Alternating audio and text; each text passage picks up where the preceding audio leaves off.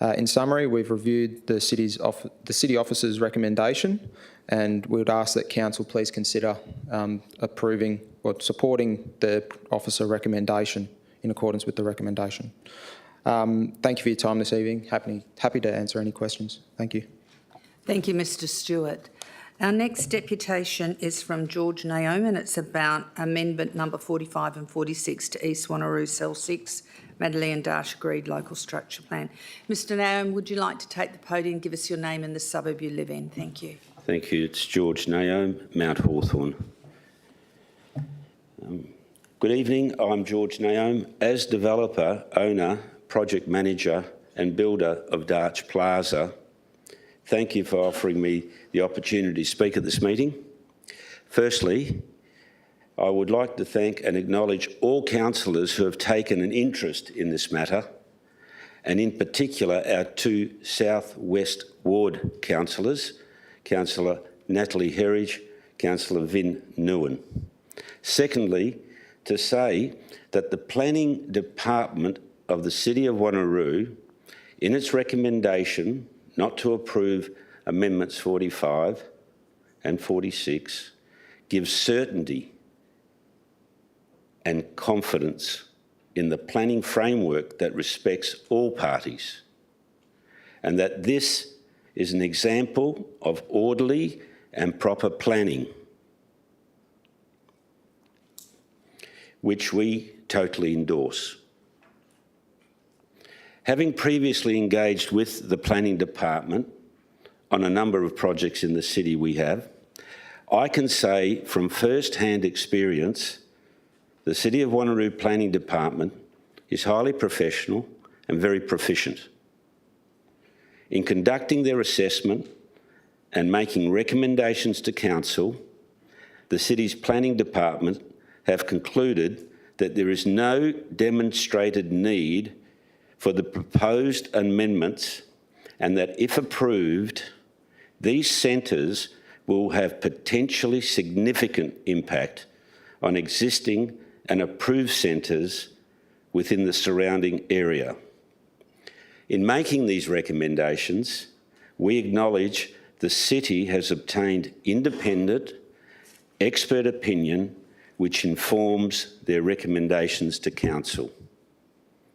Finally, if I can make comment with respect to the local shopping centre, Darch Plaza, just to give Council an understanding and full confidence that Darch Plaza offers services, outlets and facilities that does meet all the needs of the locality.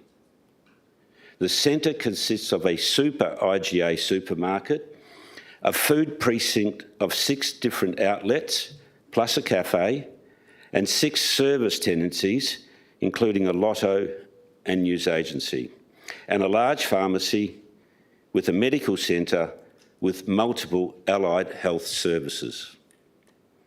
Darch Plaza also coordinates and engages in many community-based events throughout the year.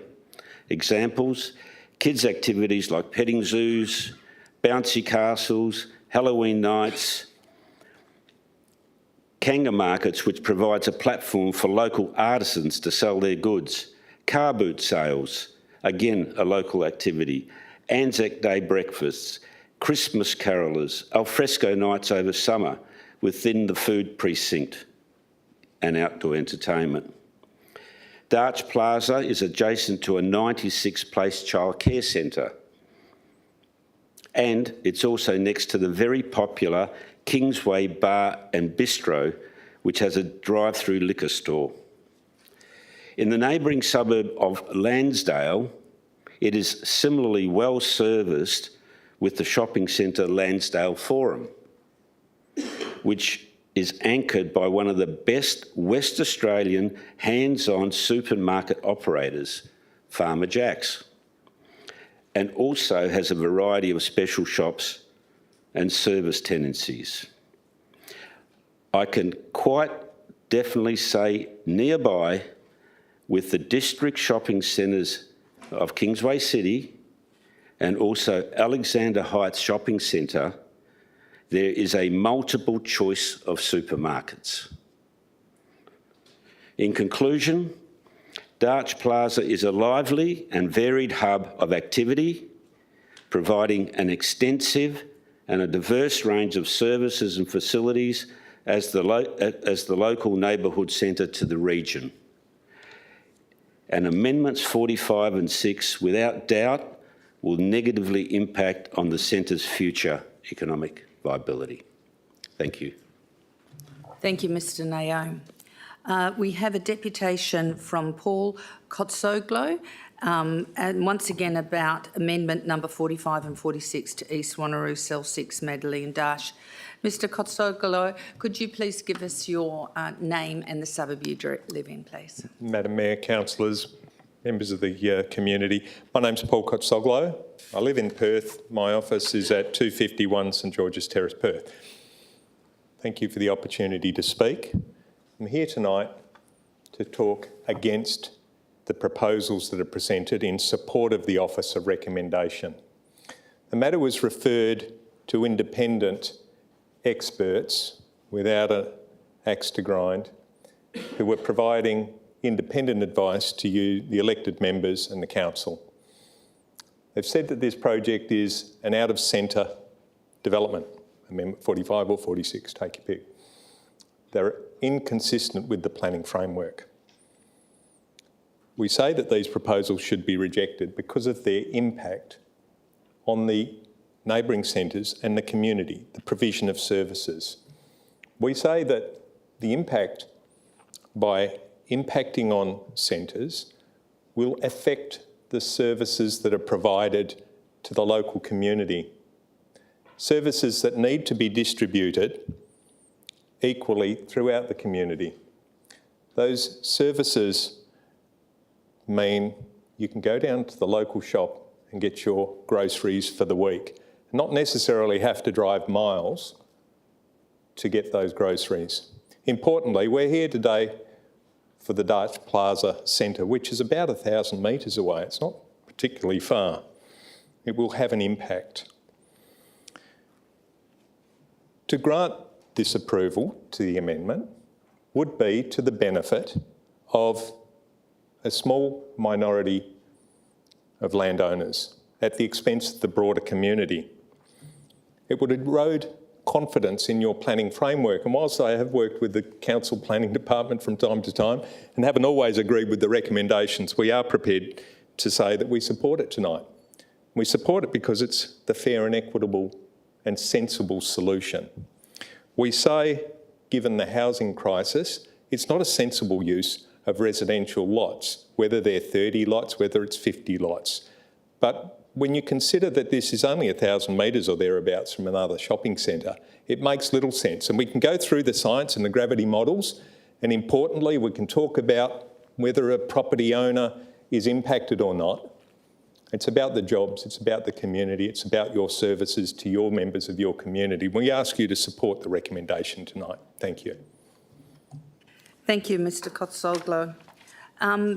I've got one more deputation on this item, the amendment number 45 and 46 to East Wanneroo Cell 6, Madeley and Darch, the agreed local structure plan, and that is Ms Alex Noble.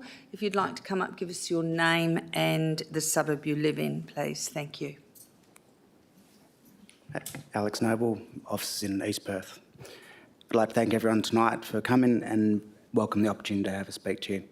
I'm one of the landowners of the site on the corner of Driver Road and Furness Ave, and I'd like to tell you some background as to how this proposal came about. Through the development process, we had Coles approach us to go, we want to put a shopping centre on the corner of Driver and Furness Road. And my first response was, well, you've got Kingsway round the corner, why here? Their reason is, for many, many years, they've tried to negotiate with the people up there and it's been unsuccessful. They can no longer deal with those people and they're not going to go in there. They've came to us and went, this is a good location. We want to be in this area. There's Woolworths up there, there's Aldi up there. We wanted to go in there, we can't. We want to put Coles in here. We've seen tonight that the retail needs analysis that we've provided by our plans, macro plan. So the proponents for Woolworths. We've had Coles and Woolies do their own marketing.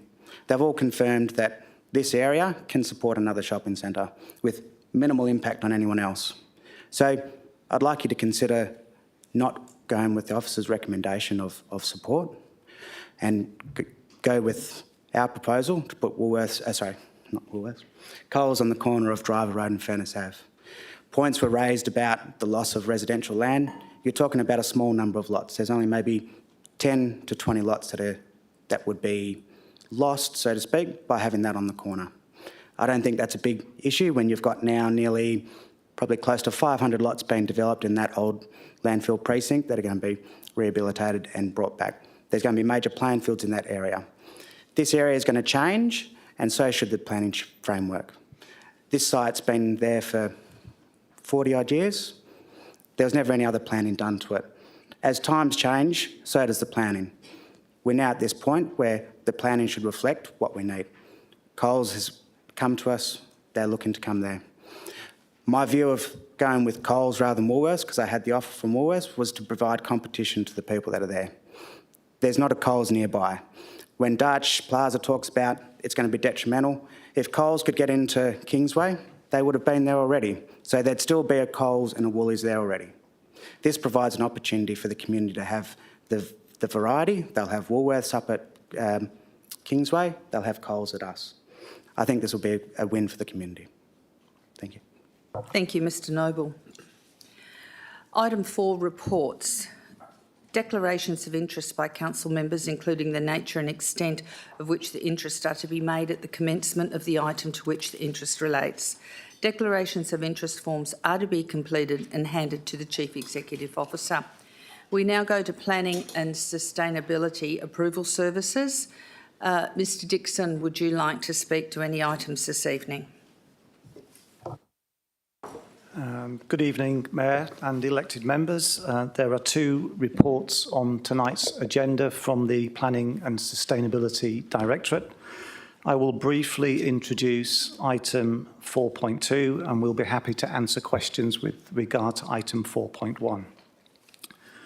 So, as you have already heard in the 5 deputations relating to this item, it is to consider 2 separate amendments to the East Wanneroo Cell 6 local structure plan to rezone land to commercial to enable 2 new neighbourhood centres to be built.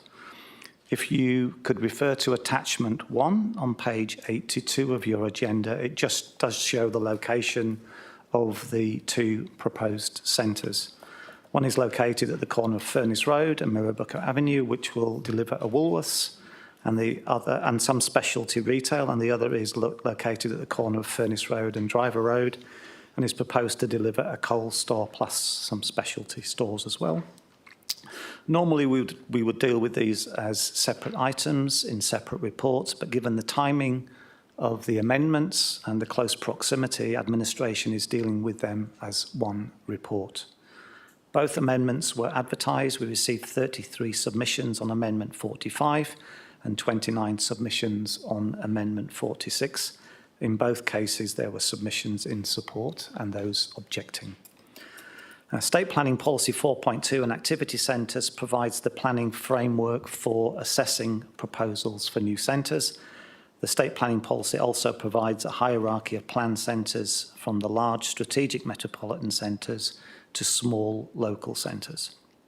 The 2 proposed centres are not included in the hierarchy of centres in the city and are therefore referred to as out-of-centre developments. Now, you have heard 2 deputations objecting to administration's recommendation and 3 deputations in support of the report's recommendation.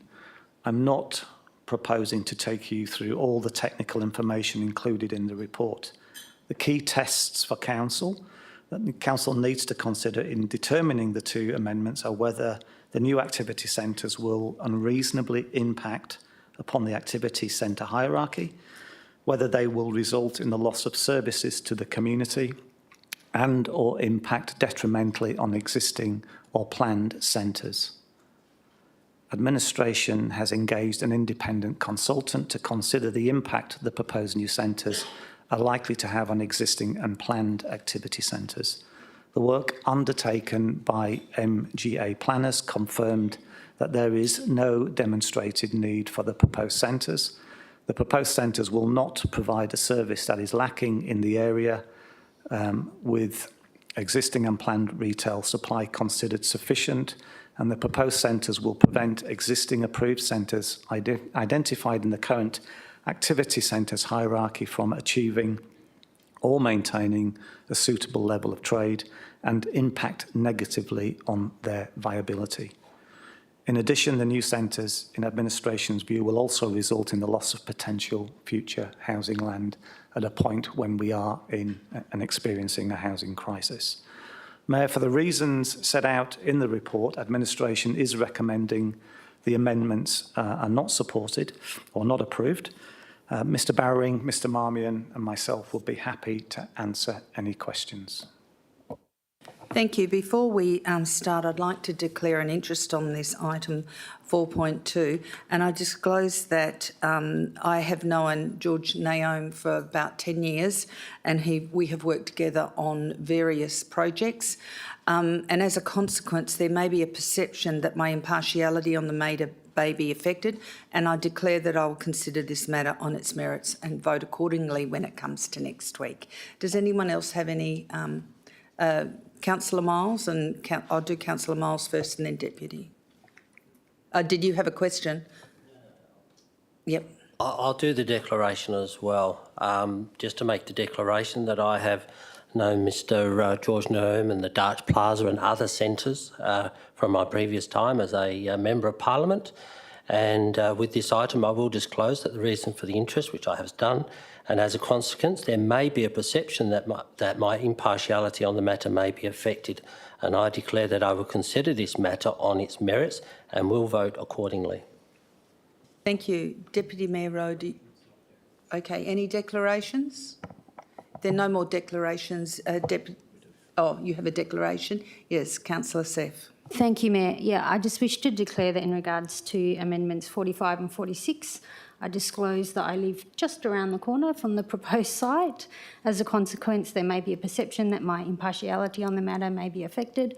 I declare that I will consider this matter on its merits and vote accordingly. Thank you.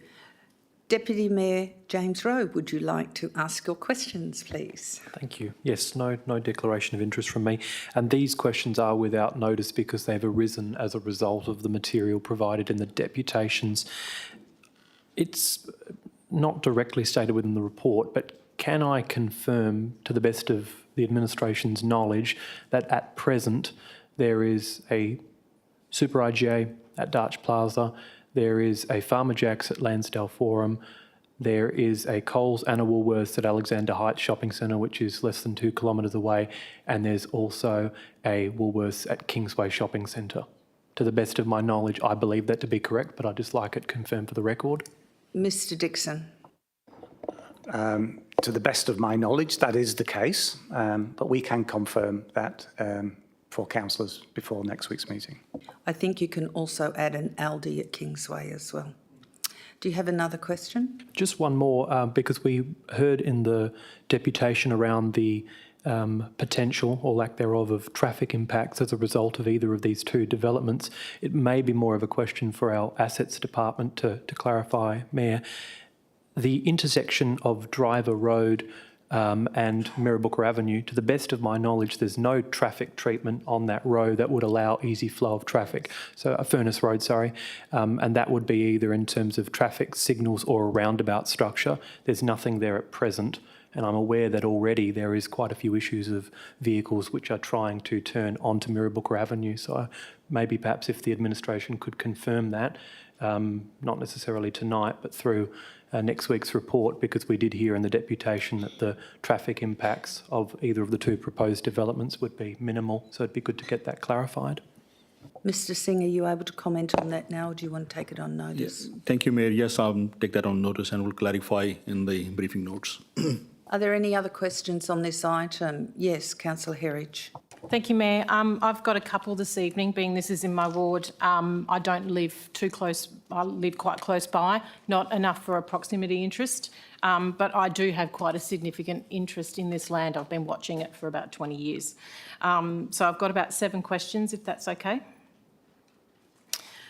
Just wanted to, at the forefront, say thanks for the very thorough report. It was awesome. Just to clarify a couple of things. The subdivision for the Amendment 45, I noticed, came through in May 22 from the report, and then the rezoning was only another year later. Is this a usual timeframe? Seems quite short. Mr Dixon? Through you, Mayor, no, it's not unusual that a change in circumstance can prompt a landowner to lodge amendments to structure plans after subdivisions are approved. Councillor Herridge? Thank you, Mayor. I've noticed that there is only a small percentage of subdivision that's actually occurred on both. One has started developing, but it's been split. The other one, there's not actually a lot of works that's been conducted as yet. I do know that the approval for that is actually looming quite close. Is there any implication there if there's not a substantial start with that date in Mr mind? Dixon? Through you, Mayor, so if the subdivision approval expires, the proponent can reapply with the same or alternative subdivision proposal.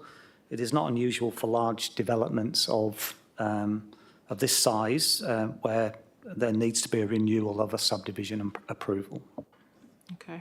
Councillor Herridge? Thank you, Mayor. Just wanted to double check. When Cell 6 originally was planned, I would be assuming that this was done so knowing that the neighbourhood centres in Darch and Lansdale were already established or in the planning themselves? Mr Dixon? Yes, that is correct. Councillor Herridge? Thank you, Mayor. Just to clarify as well on the consultation, both amendments obviously went out separately from each other, so I just wanted to check everybody, all the stakeholders and the people within the 200 metres of the zone of the site, they all received 2 lots of consultation? Mr Dixon? Yes, there was 2 sets of consultation that were undertaken, one for Amendment 45 and one for Amendment 46, and each had their own radius. Yes. Cool. Councillor Herridge? Thanks, Mayor. I can't help but draw some comparisons on this one to the newer side of Lansdale, which is Carimbia. We've heard from a deputation as well. Residents are waiting for that. Had that been significantly started, would we be sitting here right now? Mr Dixon? I can't really answer that question. I understand that the centre that is proposed, the neighbourhood centre in Lansdale, already has a development application approved, and we understand that the commencement of that development should occur within the next 12 months or 18 months. Councillor Herridge? Thank you, Mayor. Similarly for Kingsway, I didn't realise myself that there was a approved expansion site. Anybody else reading this agenda within the residents that live close will be quite interested to know that. It's actually been through consult, I think, twice. Are we anywhere closer in having something expanded on that site? Mr Dixon? At this stage, administration isn't aware of any specific proposal, but through you, Mayor, that I'm quite happy for administration to approach the owner of that site to find out when they're anticipating delivering the expansion for which they have an approval. So at the moment, I think they've got approval for 18,000 square metres, but they've built 18,000 square metres, but there is an approval through a structure plan to increase that to 32,000 square metres of retail floor space. Councillor Herridge? Thank you, Mayor. Just one last one. Just wanted to take the opportunity. I noticed while I was reading through all of the submissions, there was quite a significant amount that had concern with damage to homes from works that were already conducted and dust. Just in regards to the dilapidation reports, Is there, because that's been significantly started already, is there anywhere in the process that's been begun that residents can actually go for those dilapidation reports at the moment? Sorry. Mr Dixon. Yeah, so there is no requirement for the city to request a dilapidation report. However, the city staff, administration do generally request dilapidation surveys on a case-by-case basis, especially where it's identified that there is a need because directly adjoining properties may be impacted by new development occurring. Thank you, Mr Dixon. Are there any other questions on this item? Councillor Wright. Thank you, Mayor. I've just got two questions in regards to this. As councillors cannot consider commercial competition / brands as a valid planning consideration in assessing this application. However, one of the deputations tonight raised around the already approved floor space at Kingsway and East Lansdale. Has administration received any updates on the expansion of these centres? Mr Dixon.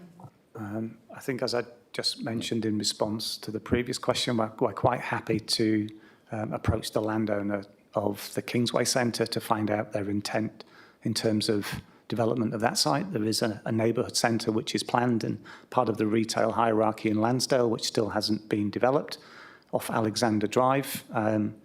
As I mentioned previously, a development application has been approved for that centre, and we understand towards the end of 2025 that the intent of the landowner is for that development to commence.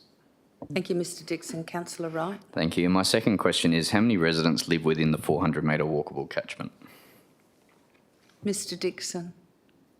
I'll take that question on notice. Obviously, at the moment, it's a former contaminated site that's been rehabilitated.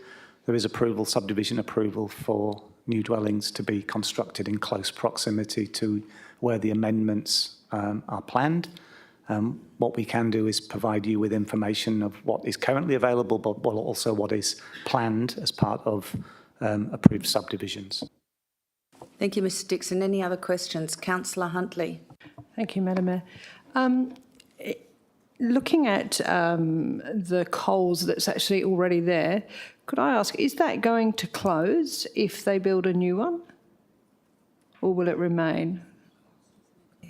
Mr Dixon. Sorry, when you refer to a Coles... The Coles, is that near the plaza, the one that's already there? There's already a Coles? Not that I'm aware of. I think the last deputation indicated that the Coles were interested in providing a site at Kingsway, but couldn't negotiate the outcome, and that's why they've approached the landowner for part of this site to put forward a proposal for a neighbourhood centre at the corner of Furnace and Driver Road. All right. Thank you, Mr Dixon. Do you have another question, Councillor Huntley? Just to clarify, there is no Coles in Kingsway Plaza or anywhere around that area at the moment?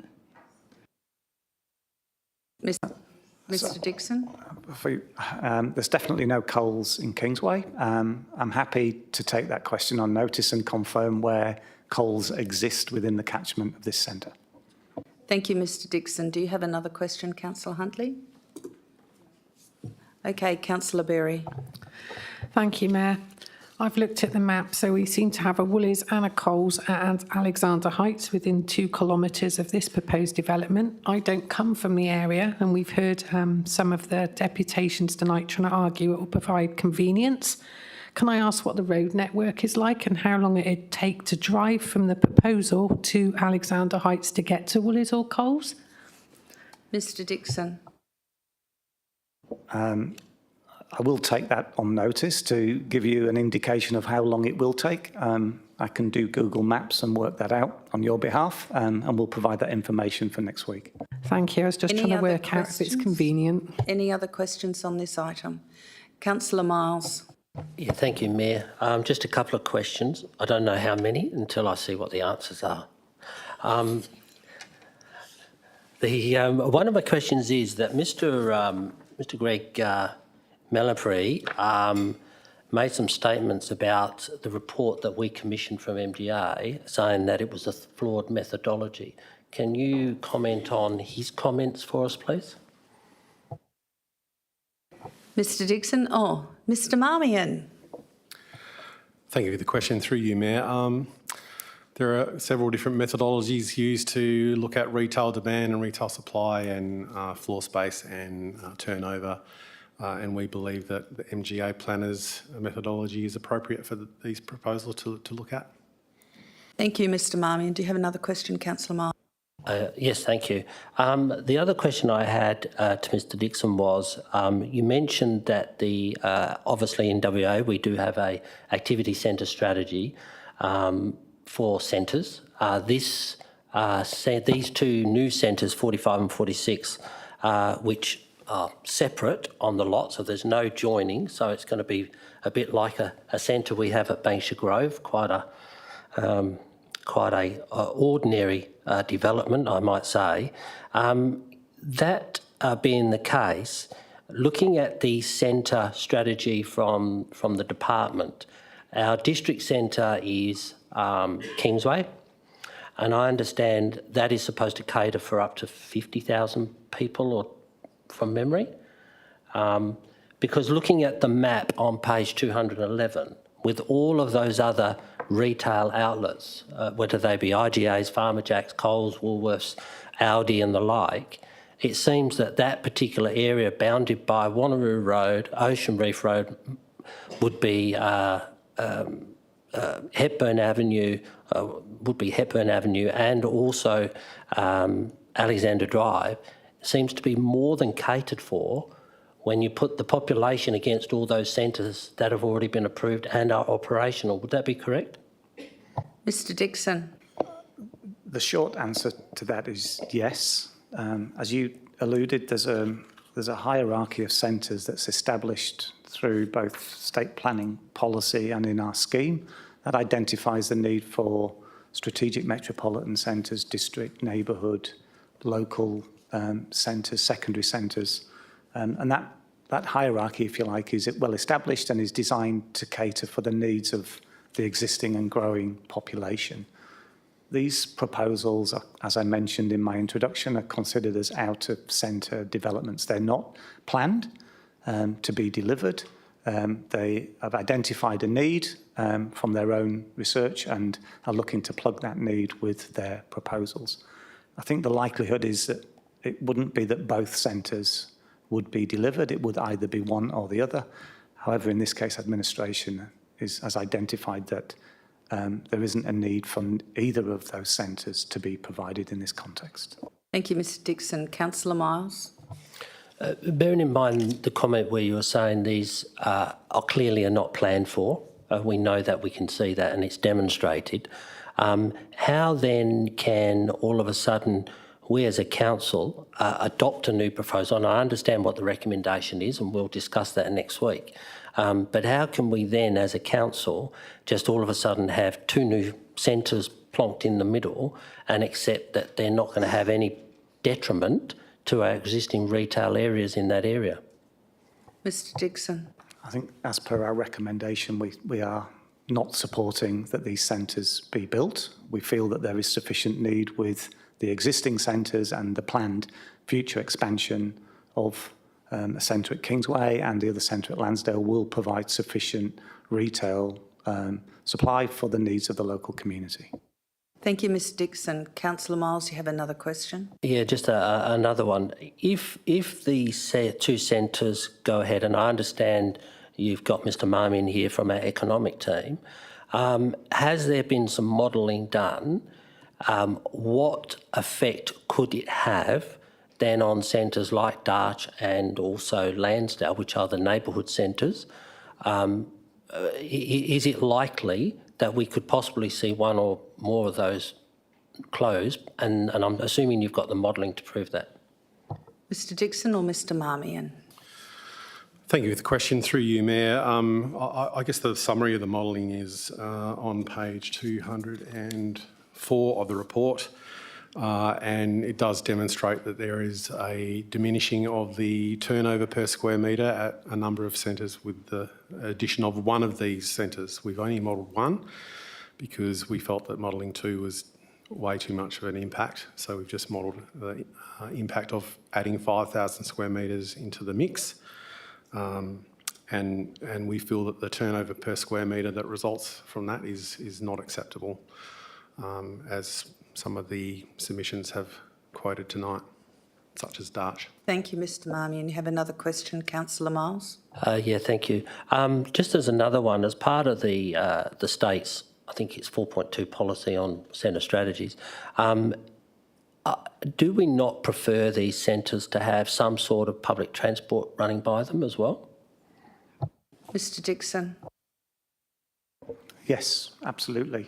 The intent is that the centres should have good quality public transport accessibility so people have choices other than visiting those centres by car.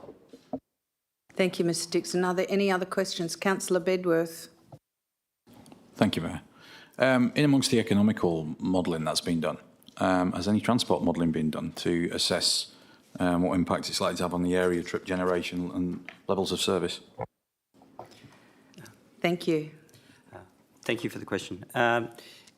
At this stage, we're looking at the land use primarily. At this stage, we sort of look at those sort of at a high level to make sure that there's no major inconsistencies with the established transport network in terms of the total trip generation, whether or not the roads would have the capacity to accept any modifications that might be needed to facilitate a roundabout or any other control system on an intersection. At this stage, we believe we have enough information that indicates that we wouldn't have a significant issue in facilitating either of the proposals in terms of traffic management. Thank you, Mr Bowring. Councillor Miles, did you have another question?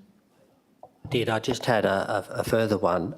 Bearing in mind, Mr Dixon, that the council's just going through the process of adopting some of our East Wanneroo precinct plans and also the district plan on behalf of the state.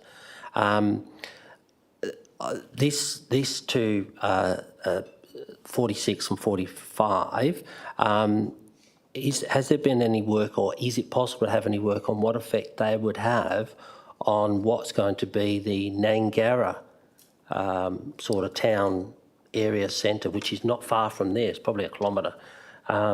Bearing in mind that's going to actually have a train station as well. So has there been any sort of modelling within that that's picked up some of that data? Mr Marmion. Thank you for the question. Through you, Mayor. The city has undertaken a full needs assessment of the whole of the City of Wanneroo as part of its local planning strategy. So that includes the proposed district centre and the neighbourhood centre in East Wanneroo. And in fact, the district centre, which is the most southerly centre in the East Wanneroo district structure plan, is actually quite some distance away from this proposed, either of these proposals. So it's not really going to be a factor. Thank you. Any other questions on this item? Councillor Berry. Thank you. It's not a question, it's a request really, so I can understand the convenience or not convenience to the local demographic. Could we please get the details of any buses that go down Mirrabooka Avenue, please, by Transperth, so I can understand? Thank you. Mr Bowring. Thank you. We can provide a map as well, but there isn't a service that runs down Mirrabooka adjacent to the property. Any other questions on this item? Councillor Moore. Thank you, Madam Mayor. I just wanted to ask, are there any legal implications to the city, given the recommendation not to approve? Is there any implications if we do go ahead with that? Thank you. There's no implications. The purpose of the decision on next week will be to make a recommendation to the West Australian Planning Commission, who will be the decision maker in this matter. Okay, thank you, Mr Bowring. Any other questions on this item? If there are no more questions on this item, do we have any questions on item 4.1, Amendment 213 to District Planning Scheme 2, various amendments? Councillor Wright. Thank you, Mayor. I just wish to foreshadow a impartiality interest, as I have a close family member that resides within that estate covered under amendment number 213. Thank you. Thank you. Do we have any questions on this item, councillors?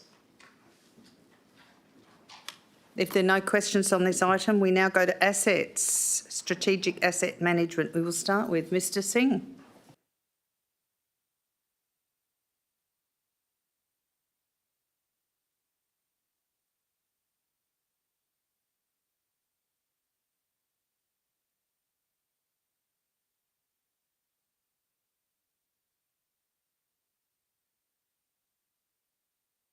Mr. Singh, are there any items in assets this evening that you'd like to speak to?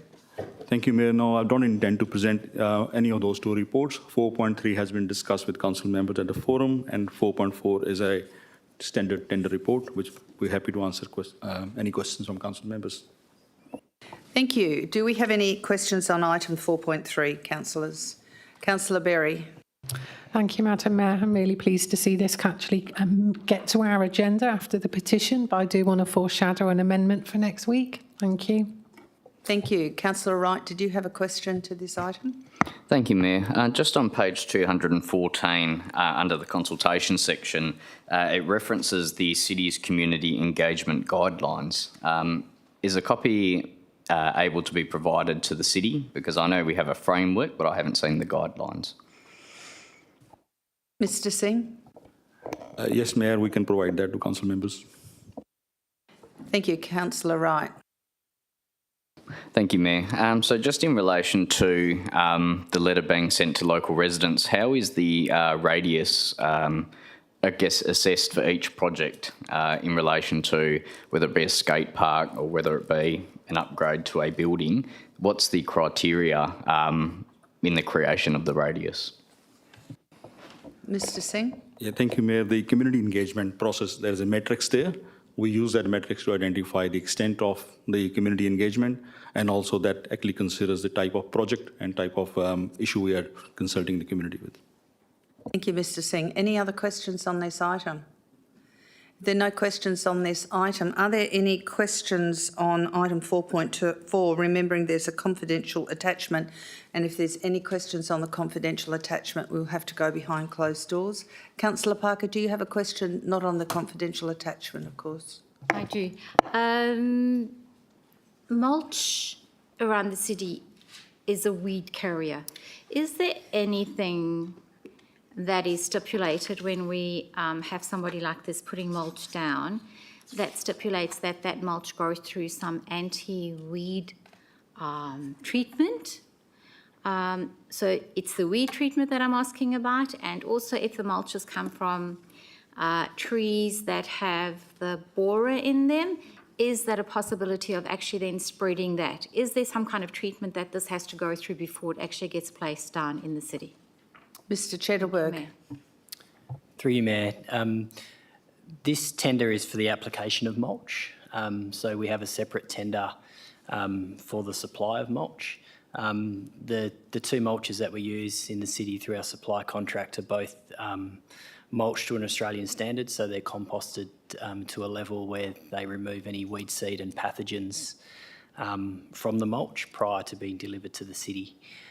So yes, mulches do have that ability to carry weed seed and pathogens, but with our stipulations to align the mulches that we use to an Australian standard, we don't have those issues at the city with the mulches that we're using. Thank you. Any other questions? Councillor Wright. Thank you, Mayor. Just in regards to this item, I have some questions in regards to the procurement evaluation plan in which this tender was assessed. And I guess one of my bugbears every time this comes to council is in regards to some of the sub-criteria under the corporate social responsibility. And as the manager of Parks and Gardens explained that this is for the application of mulch and not the supply of mulch, I'm interested to see how administration assessed with the disability access and inclusion and the reconciliation plan based on some responses. For example, people with disabilities have the same buildings and facilities, access opportunities as other people. How would a application of mulch apply to these criteria, and is it fit for purpose? Mr. Singh. Yeah, thank you, Mayor. As part of our tender documents, we do request the information and documentation to be provided by the tenderers. So we provide them guidance and the questions which are asked, and they provide that information. In this particular instance, they'll have to demonstrate to us that do they have the staff who would be employed by that company, which meeting those criteria, for example. That's just an example. And there will be other similar kind of information, level of information we receive from them addressing that criteria. Thank you, Mr Singh. Councillor Wright. Thank you, Mayor. So just in, I guess, an additional question from that then, and from my understanding based on the administration's wording within the report is based on the responses related to those questions. None of those questions have the word staff member. None of the questions relate to any staff members. None of the information councillors have received have been in relation to staff, and I know previous reports have also been the same thing. How I'm trying to understand, is this, I guess, one of these criterias ineffectively enabling other tenderers to tender for the city because of these criterias which may not be applicable to that industry or business? Mr Singh. Through you, Mayor. Yeah, that's right. We just do request them to provide that information. They're all number of criteria which make up the qualitative assessment. So some cases they will score heavily in certain criteria, some cases they may not. So this is actually considered as a part of overall qualitative assessment. So in certain cases, a company may score less in this one, but may score higher in the other one, but still be ranked higher overall. So again, level of information which they provide to us for each tender. In this instance, even we received only one tender. But otherwise, if we receive 5, 6 tenders, we assess them under each criteria and rank them based on the overall assessment. There is minimum requirements in certain cases, but there is no minimum requirement for sustainable procurement. When it's a minimum means that when we prepare our procurement evaluation plan, we define the minimum score under each criteria, but that's not applied to the sustainable procurement. Thank you, Mr Singh. Councillor Wright. Thank you, Mayor. So just in relation to that, I'm just trying to put myself within a local business, pretending I was a local business within the city of Wanneroo. And obviously a lot of smaller businesses don't have that expertise in that area, or they may not be the size of a business. And I guess I'm trying to understand why a lot of our tenderers, we only get 1 or 2 rather than 6 or 7. And I understand that this example is quite niche being mulch, but I know for a lot of our tendering, I don't know whether there needs to be a need for a flexible tenderer evaluation plan that can cater for different sectors with criteria that actually matches businesses within that industry.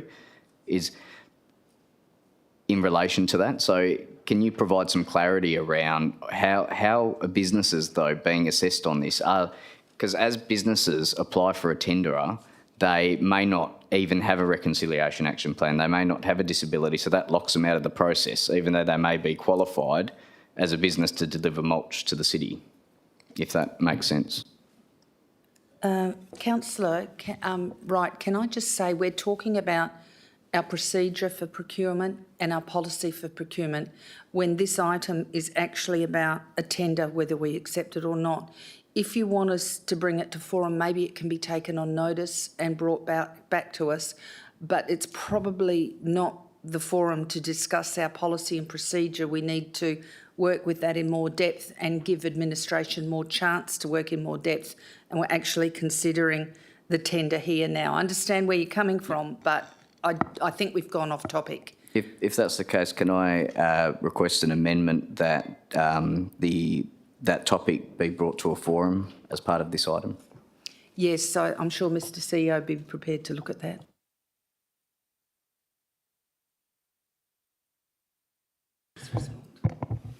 Thank you. Through the Mayor, I think I can just address that operationally. I think we've already had some conversations around procurement, and I know where you're going with this, so we can certainly take that offline and pursue it. I don't think it needs to be an amendment or alternate motion at the council meeting. I think we can just address it operationally. Okay, thank you. Any other questions on this item?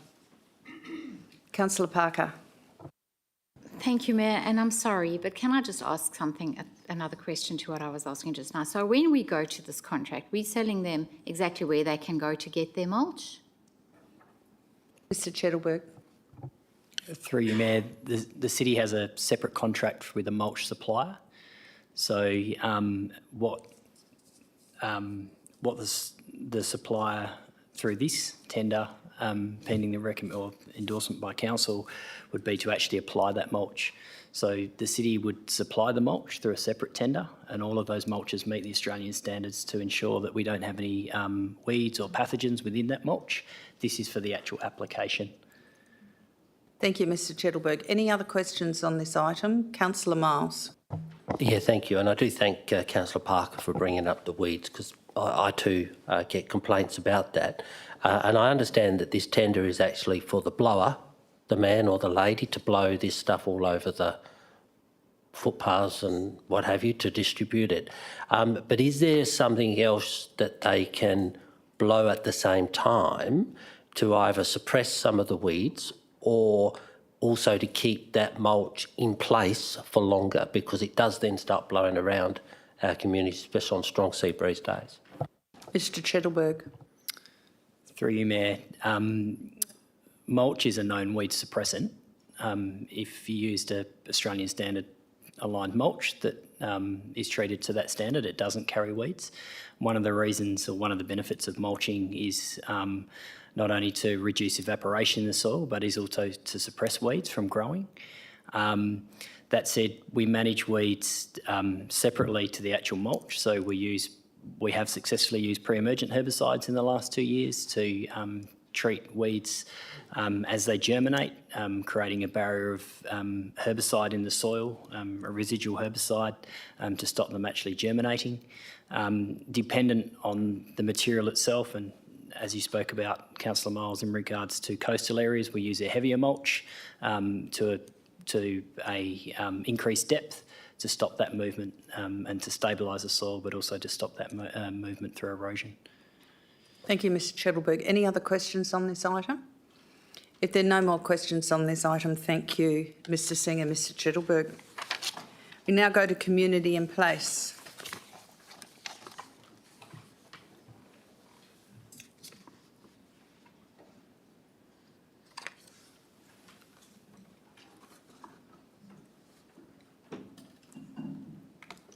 Mr Clem, would you like to speak to any items? Thank you, Mayor, and I'll just introduce our Coordinator of Community Facility Planning, Mr Peter Hall, sitting next to me, and he'll be able to help respond to any questions on the first three items tonight. Before I do introduce any items, Mayor, I wish to declare an impartiality interest against item 4.8, and that's the Bushfire Brigade's local law. Given this particular report and our officers' work on this has involved some engagement with the Department of Fire and Emergency Services, and I am related to the Commissioner of the Department of Fire and Emergency Services, I'm declaring that impartiality interest. And I will note that the City does have a management plan for my involvement in matters like this, and we revisit that management plan regularly. I will also note that, on that, the Manager of Community Safety and Emergency Management, Ms Kirsten Thrush, and the Manager of Executive Manager of Governance and Legal Services will be able to answer questions on that particular item when we get to it. And also just on 4.9, there is a late report listed on the agenda noting that the report will be circulated prior to the ordinary council meeting, so we do hope to have all the relevant information for that report to provide a detailed report prior to the ordinary council meeting next week. So with that, I will move on to item 4.5 and introduce this one. And Council may recall we did discuss this recently at a forum. It relates to the toilet upgrade at the Kingsway Splash Pad, and the report relates to the upgrade of those toilet facilities, which was previously reported to Council in 2022. The project now includes the addition of a changing place facility for which the City has received $150,000 funding from the state government. And given that funding, admin did revisit the design to include that changing place facility, and there were three options developed and reviewed. The report recommends option A as the preferred option, as it provides a complete facility with all the required elements as noted in the report and at attachment 5. The report also notes that the community consultation conducted in 2021 had 69 responses, with 87% of those indicating they don't believe the current facilities are adequate. And in the recommendation, the project is proposed to be delivered across the 2024-25 and 25-26 financial years, and this aligns with the timeframe of the funding agreement for that changing place facility. And we're happy to take any questions on this item. Thank you, Mr Clem. Do we have any questions on this item? Councillor Berry. Thank you, Madam Mayor. I just want to know how much on top of the 150 is the city going to contribute to the changing places, just so we're aware. Thank you. Mr Clem.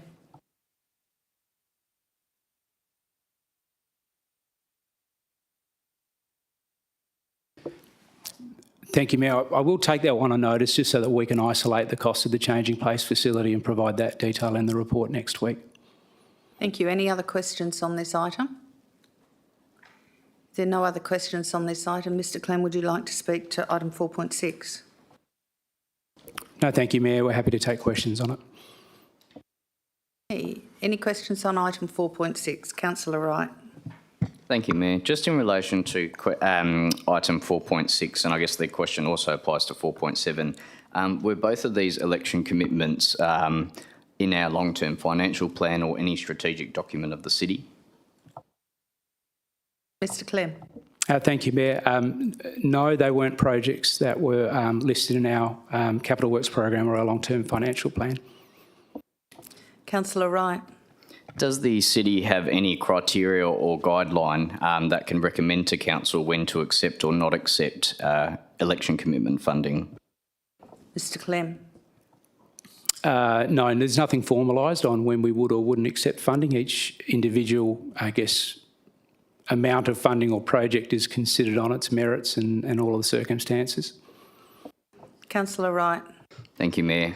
In that case, as I know on page 238, I know a lot of grants we cannot utilise for internal costs. So there is a municipal funding element to every election commitment we deal with. I'd like to add an amendment to develop some guidelines in relation to any grant funding that we receive from the city, just as an item, an additional item to add to the recommendation, an amendment, sorry. I understand you want to make the amendment. Changing guidelines like that, is that something we should discuss in a forum rather than just doing it as an amendment and not having administrative comment and gone into depth and discussion about it appropriately? Thank you, Mayor. I think what Councillor Wright is actually referring to is raising it as an amendment as part of that item, but probably the recommended course of action would be bring it back through a forum. I don't think we would just provide instruction to develop guidelines. It would be done in consultation with the elected group. Thank you. Just so you're aware. Do you have a question, Deputy Mayor? Right. Just one question, Mayor. I recall this from a couple of years ago in terms of the election commitment, and it is outlined on page 238 that the election commitment was promised as $2 million for the entirety of the space, and administration's talked about how the consultation occurred with the Member of Parliament and the department. Do we know if it was a competitive process among the actual user groups, the sporting clubs, to apply for that $2 million or a part of it, or if how it was actually finalised that it was predominantly this particular site that was the main beneficiary of the funding? Do we know how that process arose? Mr Clem. Thank you, Mayor. We did consult with the federal member in regards to her preferences regarding the funding, and that's how the particular, I guess, priority was determined. In regards to the modular change facility, we reviewed several of the, I guess, playing areas at Kingsway to determine which one we thought, based on our assessments, would be the best value in terms of receiving that funding, which is why the AFL site or the AFL Oval was chosen as the modular funding. But the floodlights was through our engagement, so the floodlights for the baseball facility was identified through our engagement with the federal member. I have a question, Mr Clem. I note that the election promise was in May 2022 and we are now in March 2024. It's nearly 2 years since the election promise was made. Was there a process or what happened that it took so long that it came to us to do the approval now or acceptance of the grant? Because it seems an awful long delay before the funding actually comes to the city. Thank you, Mayor. So there's probably two parts in response to that question. The first one is the engagement with the federal member to determine the actual scope of works. And then there was I guess, an application process to formalise the funding, which we had to undertake as well. So across those two elements, that's what led to the time frame that's taken up to now. How long was the application process, Mr Clem?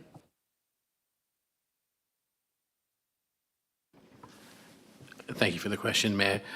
We didn't receive any application forms until kind of mid last year, so it was around about a 3 or 4 month application process until we get to the point where we were provided with a funding agreement that we can consider. So what you're saying is it took 12 months before you received the forms for the application process, and then it took about 3 or 4 months for the applications to go in and be approved and come back to us. Is that correct? Oh, thank you, Mayor. I can take that on notice and provide you an exact time frame if that's easier. Just one other sideline question. Do we have any other election promises that have been delayed by this because of this application process? Thank you, Mayor. There were several announcements from the federal election regarding funding for projects within the city of Wanneroo. The subsequent report is another one of those. And there is also another one for the Wanneroo Showgrounds for a change room extension. We are working with the club in getting that funding application resolved, so that's another one that can be expected to come to council. So once again, they've been about a 2-year time frame from the election promise. Is that correct? Yes, so the formalisation of the election commitment fundings obviously occurred after the election itself, and then there was a process for each of the funding recipients to go through that application to formalise the funding. So the time frame for each one of those has varied a little bit, but that's why we're at this point now. Thank you, Mr Clem. Do we have any other questions on this item? Councillor Bedworth. Thank you. I know throughout the report that it says that any shortfall is to be funded by the city. Given the times we live in with cost overruns, is this one of those projects that's anticipated to overrun in cost? Mr Clem. Thank you, Mayor. We've done estimates of probable costs, so we've had QSs done on each of the projects. We've allowed some considerable money for contingency, given that we weren't, I guess, fully aware of what the time frame might be for project delivery. So we have allowed some considerable contingencies for us to be able to deliver these two projects within that $2 million funding, minus those project costs which we cover. Thank you. Any other questions on item 4.6? Deputy Mayor Rowe. Can I just ask in terms of this application process if this is relatively new? Because what I'm trying to understand is that the city, being the recipient of the federal election commitment funding, then has to actually reapply to receive it some 18 to 24 months after the promise was made. Is that a new process? Because from my understanding of the state, a similar process is not in place there. So it just almost feels like reapplying for something that was already promised. Mr Clem. Thank you, Mayor. Given there was a change of government as a result of the 2022 federal election, I believe there was some change in process, and this application element was a bit of extra diligence on those federal funding commitments. Thank you. Any other questions on item 4.6? There are no more questions on item 4.6, councillors. Any questions on item 4.7, the funding for the cricket net floodlighting? If there are no questions on that, we go to Community Safety and Emergency Management Report. Is that a question on item 4.7, Councillor Miles? We're not up to 4.9 yet. 4.8. In fact, we don't have the report for 4.9 yet. Ms Thrush, would you like to speak to item 4.8? Yes, the bushfire local law is brought to you today, well, will be brought to you next week to approve prior to formal public consultation. In November 22, Council adopted the 22 bushfire local law to replace the 2001 version, which was due for review, was due for its 8-year review. This was gazetted and sent to the Joint Standing Committee on Delegated Legislation for their review. They wrote back to the City requesting changes.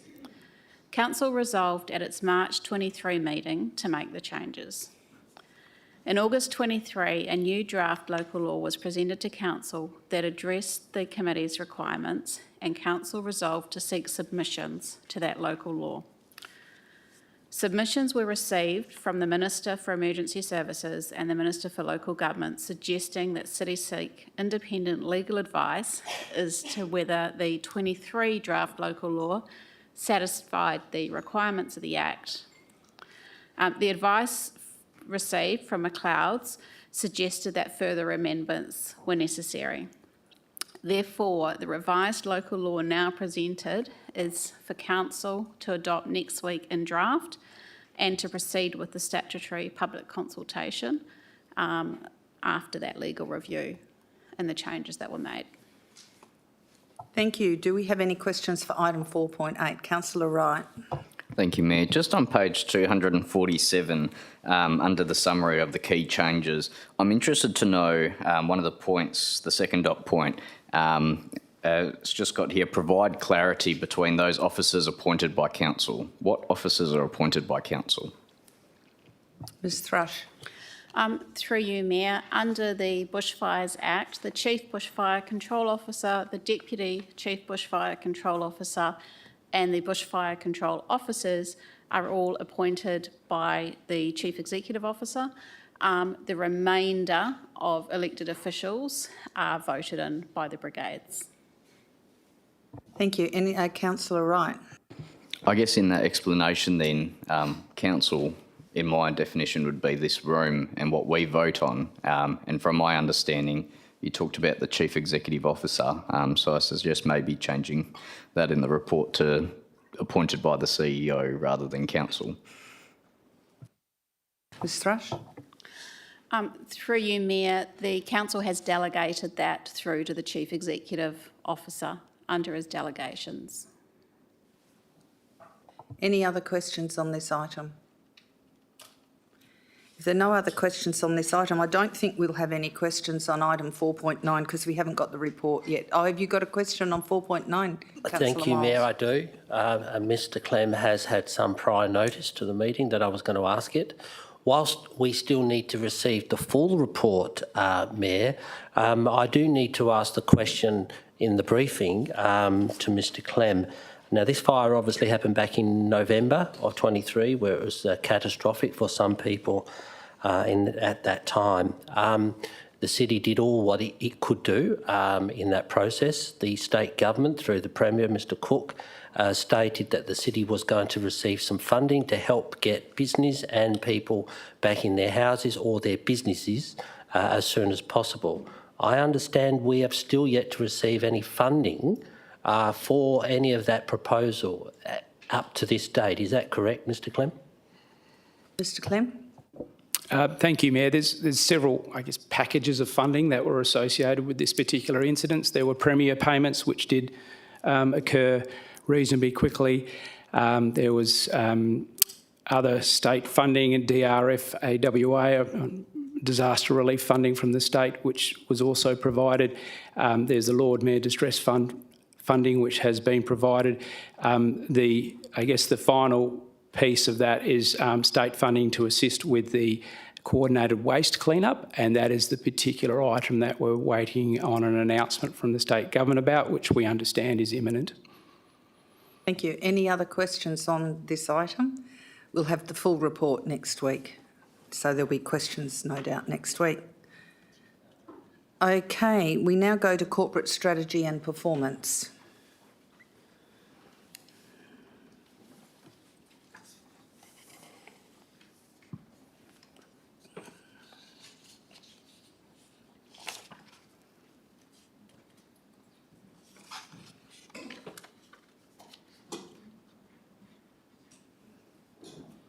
Ms Jennings, are there any reports you'd like to speak to? Thank you, Mayor. I think all the reports are either standard or have been with council members for discussion. But I would just like to highlight in the item 4.10, the financial activity statement ending 31st of January, that there are two parts to the recommendation that are absolute majority decisions. One's for some changes in capital and the other is for changing the name of a reserve. So happy to take questions on any of the items. Councillors, do I have any questions on item 4.10? There are no questions on item 4.10. Do I have any questions on item 4.11? If there are no questions on item 4.11, we now go to council and corporate support. Do I have any questions on 4.12, electronic attendance at meetings? Councillor Herridge. Thank you, Mayor. Just one question. Page 376 refers to a register of electronic attendance. Is this going to be added to our register that's on the website and then therefore going into our annual report? Ms Jennings.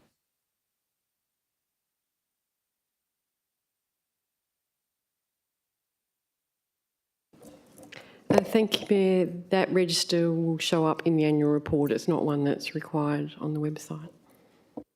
Any other questions on this item? If there are no other questions on this item, are there any questions on item 4.13, consideration of minutes and decisions of the electors' annual general meeting held on the 5th of February? Deputy Mayor Rowe. Thanks, Mayor, and some notice was provided. This is in relation to motion number 14, which was moved by Mr Stephen Jeffrey. It was around Ainsworth Park flooding issues. The administration recommendation is to continue monitoring the situation throughout the winter season and to consider interim measures. The speaker on the night referred to the fact that it has flooded consecutively over a number of years now due to the engineering structure of the street, the fact that it dips down and the specific location of the park. The speaker also referred to the number of times that he had reported this to the city alongside several neighbours, and I know myself and former councillor Treby had put in CRMs about this particular item. So I suppose my question is, why is the administration comment around monitoring the situation when the evidence has already been provided that it is a significant problem as evidenced by the CRMs, the data and the speaker? Mr Singh. Yeah, thank you, Mayor. We require this monitoring to ensure that the required frequency of cleaning the particular stormwater system, which is quite marginal at the low point, is set appropriately. We're looking at having increased preventive maintenance at that particular site so that we make sure the stormwater system at that site is clear of any debris before any big storm or regularly as well. This will also help us to understand whether there's a capacity issue with the stormwater system during that period and if we need to upgrade as a capital upgrade. Deputy Mayor Rowe. As a supplementary to that, isn't the number of reports and the number of incidents of flooding as reported to the administration in consecutive years already sufficient evidence, and the actual investigations that have gone out there and have seen that the drainage network is blocked up, doesn't that already qualify as sufficient evidence to suggest that there's a problem that requires a capital work solution rather than going out and just clearing the drain? Mr Singh. Yeah, thank you, Mayor. Historically, it has been more of a reactive maintenance response. Now we are now looking at a proactive response so that we make sure the system is clear, especially before with anticipated storms, so that we then monitor it more actively. Is the inadequacy of the system or is it just a maintenance issue? Thank you. Deputy Mayor Rowe. And this I just bring forward, as I did to administration throughout the day. Mayor, Mr Jeffrey was advised over the phone that he was limited in terms of the number of motions that he could move at the AGM. He was advised there was a limitation on that when he called. That is why his motion was narrowed to the scope of Hainsworth Park. He had a number of issues he wanted to talk about, so he was rather surprised and disappointed when he came to the AGM and saw that some speakers actually had 6 to 8 motions on the record, hence why at our last council meeting there were questions that Mr Jeffrey and his neighbour raised on the record, so I'll be pursuing those in subsequent weeks. Do you have a question at the end of that? Don't you agree that needs to be done or something like that? Don't you agree that that is an issue? Thank you. We now have the question for the briefing. I don't think there's a response to that. Do I have any other questions on item 4.13, the decisions of the annual? Yes, Councillor Berry. Thank you, Madam Mayor. Just to say that I want to foreshadow some amendments to A, C, F, G, K, N, Q and U. Thank you.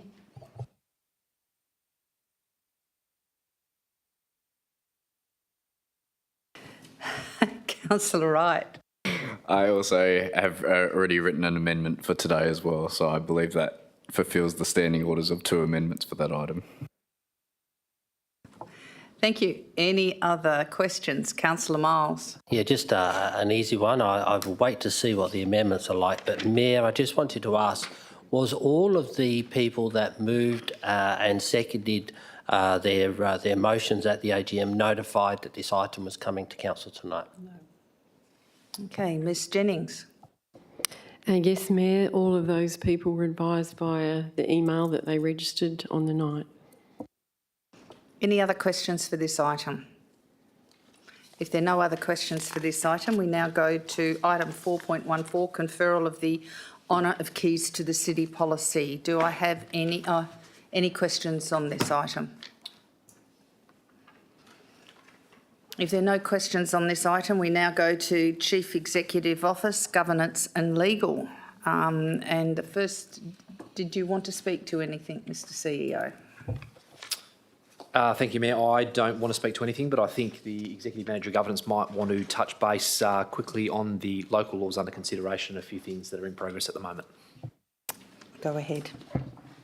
Thank you, Mayor. I don't have anything to add in relation to items 4.15, the compliance audit return that was presented to Audit and Risk, or 4.17, the review of policies. But just to add some comments to item 4.16 in relation to the review of the local laws, particularly in relation to the parking local law.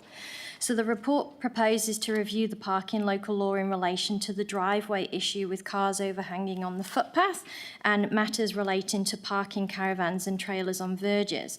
No submissions were received during the submission period from the community, but we do note that there were a number of questions at the November and December meetings about this issue. So, and the matter was discussed at forum with councillors as well, where issues were raised. So there is an option to apply specific provisions within a local law to specific locations, but that is fraught with legal and administrative issues. So and that would also set a precedent. So the issue can be considered and all options outlined as part of the Section 3.12 process. To date, the Rangers are dealing with the non-compliance by educating the residents, and this is lawful and proper for the city to continue that discretionary approach. However, a wider review will look at these issues, and I also understand that the Director Community and Place is also looking at a discussion paper on this, and we will bring it back to forum. Any questions on item 4.16, councillors? Councillor Miles. Yeah, thank you, Mayor. Ms Cole, just a question, just to clarify for my benefit. When you said on the parking local law, and I know we're going to extract that and we're going to bring that back to a workshop forum, when's that going to happen? Ms Coles.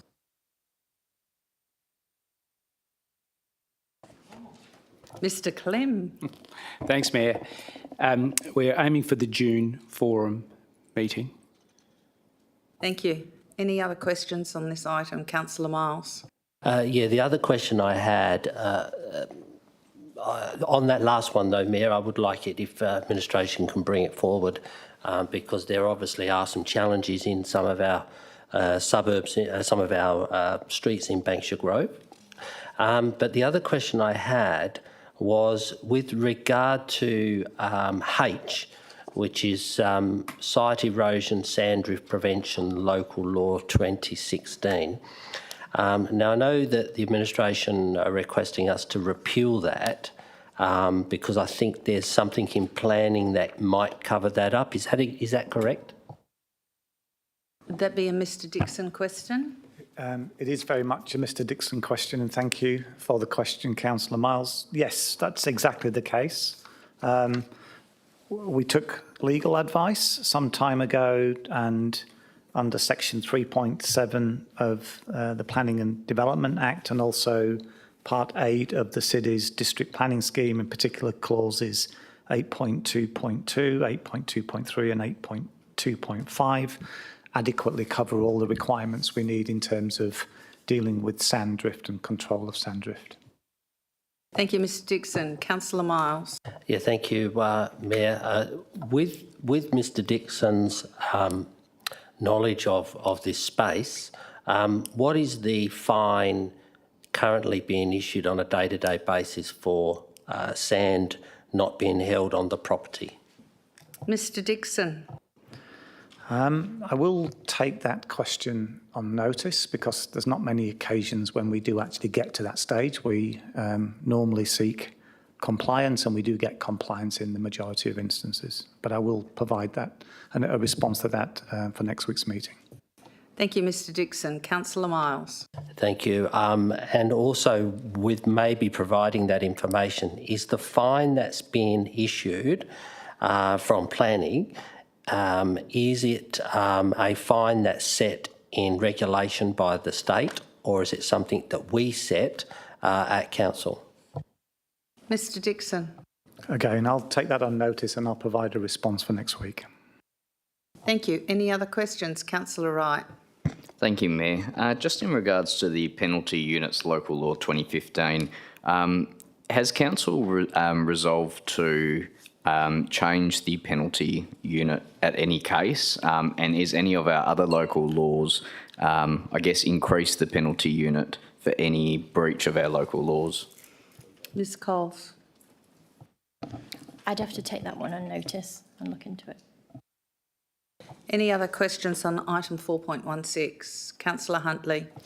Yeah, thank you, Madam Mayor. Is there any way we can bring the penalty law under review as well, or the penalty points under review with the parking law as well? Ms Coles. Yes, we can certainly look at doing that. Any other questions on item 4.16? There are no other questions on item 4.16.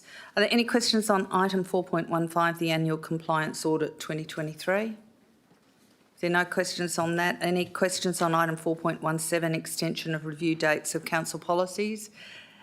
Deputy Mayor Rowe. You sound surprised, Mayor. This question, I will frame it as a question. You'll be pleased by that. Mr CEO, are you aware, that sounded very threatening, are you aware that in terms of number 1, legal representation and cost indemnification policy, in November 2021, Council had a procedural motion to send this policy back to admin for further consultation with Council. It did not return to the City of Wanneroo Council until March 2023 when we voted to defer for 12 months to, and I quote, allow Council sufficient time to workshop the policy review, and now is brought back to us tonight requesting a further 3 to 4 month delay. So therefore, Council has not had an adopted policy for more than 2 years. Are you aware? Mr CEO. Through the Chair, I am aware now. Thank you, Deputy Mayor, for your question. I will just respond by saying the Executive Manager of Governance and Legal and I have talked about this in terms of our workforce planning. We know it's an area that we may need to look at from a resourcing perspective to make sure that we can obviously respond appropriately to, I guess, updates, changes in, the policy setting and those sorts of things. So it's certainly something that we'll be bringing forward as part of the workforce plan from a resourcing perspective. Thank you. Any other questions on this, Councillor Wright? Thank you, Mayor. Just in relation to this item, I note that there's no statutory compliance required for the review dates of council policies. Can this item also include from now on any frameworks or guideline documents as well? Because I note that the corporate governance framework is one that, unless council requests for it to be reviewed, is not annually included if there's any changes or any other guidelines that we rely on for any other city activities. Mr CEO? Through the Mayor, I'd need to take that one on notice. I'm not familiar with how we set our frameworks here at the City of Wanneroo, so if we can take that one on notice, that would be good. Thank you, Councillor Wright. Any other questions on item 4.17? Councillor Miles. Yeah, just a question on page 456, 3, the facility hire and use policy. Administration are just asking for an extension for a year because it's identified a number of complex issues with the hire facility. What would those complex issues be, Mayor? Is that a Director Clem question? Thank you, Mayor. Yes, that's an Acting Director Clem question. The facility hire and use policy talks through, I guess, various uses and use options of our parks and our community facilities. In particular, the way the city applies concessions for community groups is quite complex. So they're the aspects of the policy that we want to do some good research on so that we can prepare some detailed information and scenarios to council that they can consider in the review of the policy. Thank you, Mr Clem. Any other questions on that item? Councillor Miles. Just an overall question for administration, Mayor, and the CEO probably will be able to answer very quickly. When a policy falls due or it is coming due for some work on that policy, what is the process internally? Is there an automatic ping that a directorate gets an email to say, whoop, my policy needs to be upgraded, changed or whatever? How is that triggered for then obviously for administration then to say we need an extension or we don't need an extension? Is that a Ms Cole's question? Thank you for the question, and through you, Mayor. We do have a process in place to provide updates to the service units. All the policies and procedures are tracked. I would have to get further details from the relevant officer as to what that actually entails. Thank you. Are there any other questions on this item? If there are no other questions on this item, we've got 2 motions on notices that have been published. So we will go to the first motion on notice that has been published. It's motion on notice 5.1. It's from Councillor Miles, proposed land developer cash in lieu reserve fund for verge trees. Do any councillors have any questions on this motion on notice at this time? If there are no questions, we now go to the motion on notice 5.2 from Councillor Herridge to request an investigation into dogs on lead only within the city's nature reserves. Do we have any questions on this motion on notice? There are no questions on that motion on notice. We have motion on notice 5.3, which is not published, and it is noted it is to designate all manager positions as senior employees. We also have, that's from Councillor Wright. We also have motion on notice 5.4 from Councillor Coetzee, motion on notice about the Yanchep Men's Shed. This motion on notice is noted, but will be the information will be in the councillor agenda.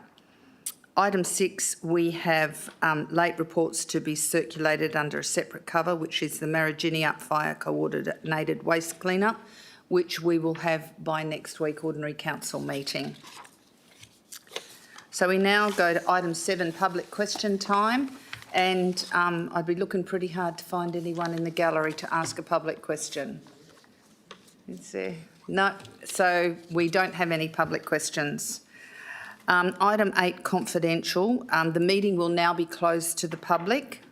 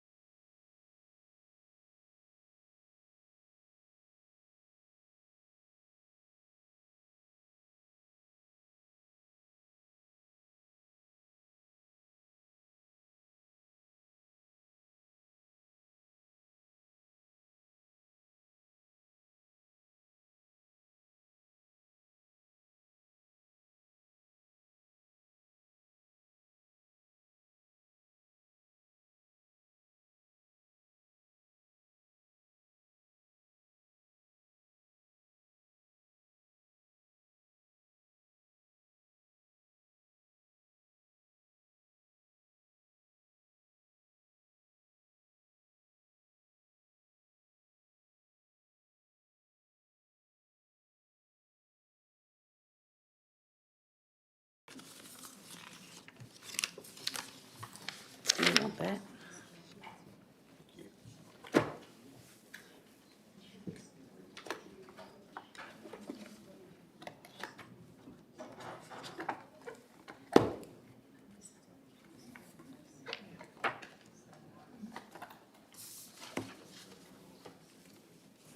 We now go to item 9, the date of the next meeting. The next ordinary council meeting has been scheduled for 6 p.m. on the 19th of March 2024 to be held at Council Chambers Civic Centre, 23 Dundebar Road. And item 10, I declare the briefing session closed at 8:38 p.m. Thank you.